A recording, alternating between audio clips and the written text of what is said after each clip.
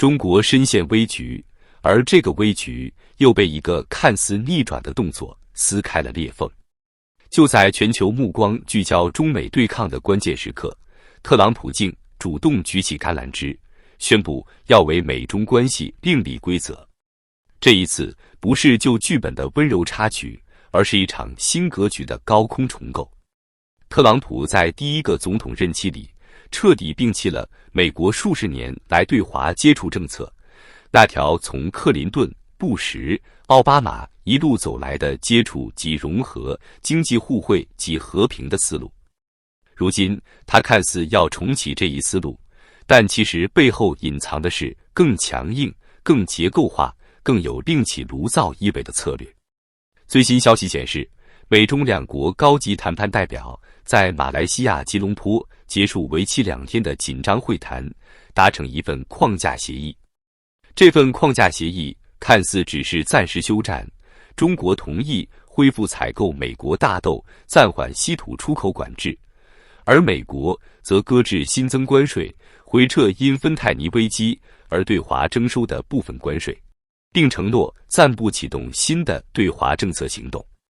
但真正要命的是，这休战远不只是缓和，而是一个新版美中互动程序的起点。它将把未来1年由两国最高领导人主导、定期对话、结构化日程固化下来。专家认为，这对特朗普而言是一次巨大的路线转向。特朗普第一个任期让美中关系无可置疑地走上竞争乃至对抗的道路。现在看来，他正在改写对华路线，开启一个更高层次、更频繁互动的新阶段。而对北京而言，这也不是等闲的舒缓，而是抢夺时间窗口的动作。当中国经济增长放缓、外部压力骤增之际，这样的协议窗正是北京所期待的喘息机会。旧格局是怎样的？数十年来，美国推行的对华战略，基于经济互补、接触融入的逻辑，中国加入 WTO， 与美国深度贸易，引入外资、技术交流。美国原本预期，经济交融终将催化中国政治改革，价值观趋同。但事实证明，这条路径在当下中国已破裂。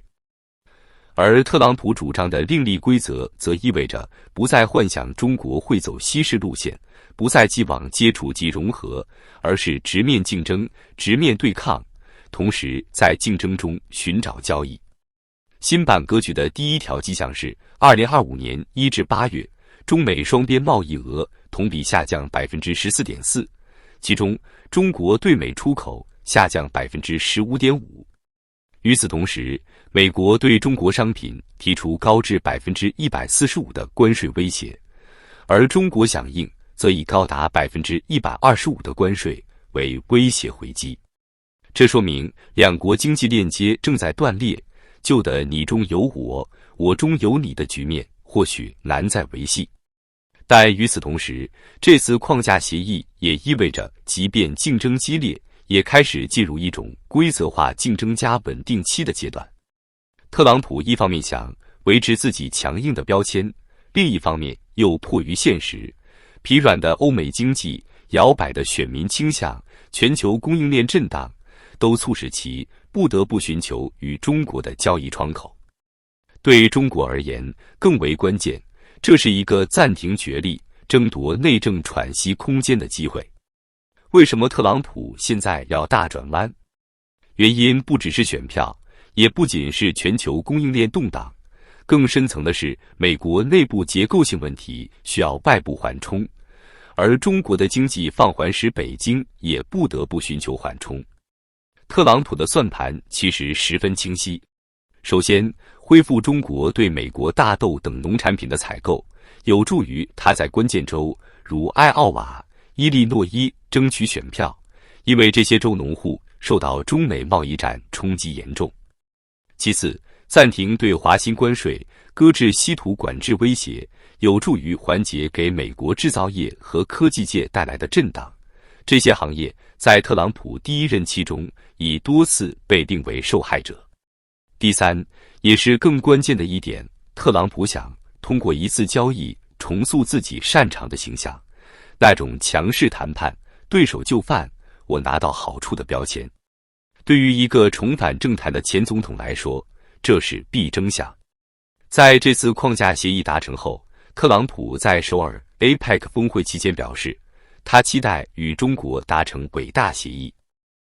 而市场也做出反应，中方股市创下10年新高，中国人民币对美元升至1年高位。但这一转向并不意味着朋友模式回归。新版本的接触不是为了价值观融合，也不是为了政治改造，而是一种交易型互动。美国承认中国社会体制短期内不会根本改变，但愿意在贸易、农业、稀土等领域寻找互利口子，而中国则借此换取时间，避免因全面对抗而被拖入更深泥潭。看似握手言和的吉隆坡协议，其实像一场互相心知肚明的交易。特朗普要选票，要面子，中国要时间，要喘息。但在这场新的平衡术里，最危险的不是战争本身，而是和平的代价。因为这一次的休战是在两国都站在悬崖边时达成的。2025年的中国经济已经没有复苏的气息。国家统计局最新数据显示，2025年第3季度 GDP 同比仅增长 2.7%， 创下自1990年以来的最低非疫情增速。全国青年失业率重新攀升至 22.3%， 社会消费总额同比下降 5.8%。 制造业 PMI 连续7个月低于荣枯线，房地产销售暴跌 38%， 地方债务余额突破70万亿元人民币。在这样的背景下，中国政府知道必须找到一个外部稳定点，否则内需无法回暖，信心无法修复。而特朗普这次主动伸手，正好成了救命稻草。于是，北京选择妥协，恢复采购美国农产品，放缓对美稀土管制，表面是外交回暖，实则是经济求生。但问题是，中国的内在伤口已经太深。过去5年，中国经济的增长模式几乎完全依赖于基建拉动与国企扩张。地方政府融资平台债务从2018年的35万亿飙升至2025年的70万亿，平均每个地级市背负债务超过2000亿元。这意味着，哪怕中美暂时休战，中国也已背上了债务炸弹。外部的安静并不能掩盖内部的失控。特朗普口中的新规则，其实是对旧时代的终结宣言。他并不想让中国回到美国体系，而是要把中国固定在一个可控的、被定义的角色上。换句话说，这场所谓的重启接触，本质是一次更精密的围堵。根据《华尔街日报》10月的独家报道，特朗普团队已经起草了一份美中长期战略指导文件，核心有3点：一、对华贸易部分脱钩，在高科技、人工智能、量子计算、能源储备等关键领域继续实施供应链转移；二、对华投资设限，对美国养老金、主权基金投资中国科技企业设定红线清单；三、对华金融监控，加强对美元跨境支付系统 SWIFT 的监管，防止中国绕过金融制裁。这不是就接触政策的回归，而是新冷战逻辑的制度化。特朗普嘴上说交易，但实质是要把中国锁进规则牢笼。你可以买大豆、卖稀土，但不能插手 AI， 也不能挑战美元。这就是特朗普 2.0 的高明之处，他不打仗，却能让对手喘不过气。而在北京的视角里，这样的交易简直像一场赌命。暂时换回外汇收入，却让科技命脉、能源安全、市场准入进一步被掐死。在这场看似双赢的外交秀里，中国失去的或许是未来10年的战略主导权。就在特朗普宣布协议框架的同一周，中国高层会议结束后，新华社发布了一段不寻常的声明：要做好长期斗争、极端情形、最坏打算的准备。这句话字字寒气逼人。财政部披露的数据更让人揪心，2025年前3季度，全国地方财政收入同比下降 6.3%， 而财政支出反而增加 9.1%， 赤字率被推高至历史最高的 4.7%。这意味着，哪怕中美暂时和好，中国内部财政仍在恶化。从广东到辽宁，从天津到贵州，一批地方政府被爆出削减公职人员奖金、延迟发放薪水、暂停部分基建项目。据经济观察报统计，仅2025年前8个月，全国已有超过70个地级市宣布暂停新项目融资，部分地方甚至出现工资靠贷款发的离谱局面。这种财政干涸的现象正在让中南海越来越焦虑。